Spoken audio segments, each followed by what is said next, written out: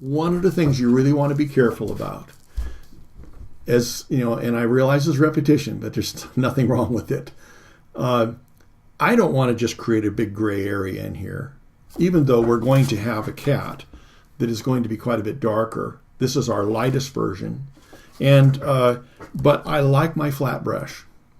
The flat brush I found gives me so much control. It's better than a big round one. When I have a big round one and it's just, kind of like the makeup brushes, they have a tendency, to just brush too much.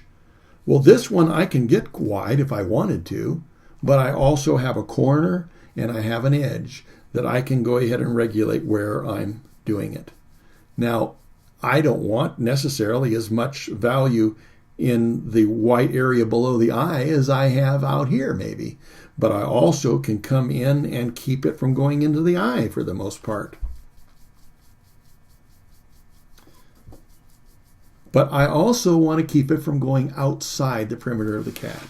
So when I'm up here in places like this, I want to be very careful I'm not sweeping out here, because some of you will start casting a value out into the white parts of your paper.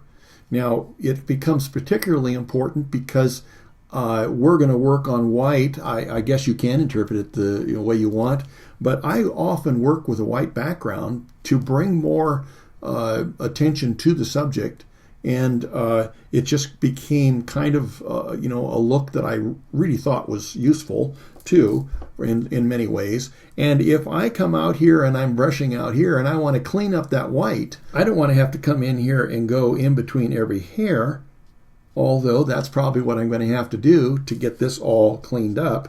I want to make sure that I'm not just swiping the opposite way and taking away that natural edge that I have for my hair. I don't want to take off that wonderful, varying lengths and all that stuff. If I'm not careful, I can come in here and clean up, and I'll take off all those wonderful little ends to the hairs. I want to keep it, even if it's subtle. And so I don't want to brush too much out here. So I want to be able to come in so that I'm complementing, the edge. And then I come out here and I'll do some cleanup out in the broader areas. And I'll turn it one way or another so that I don't start creating even a checkerboard within the tone that's in there, because it's real easy to do.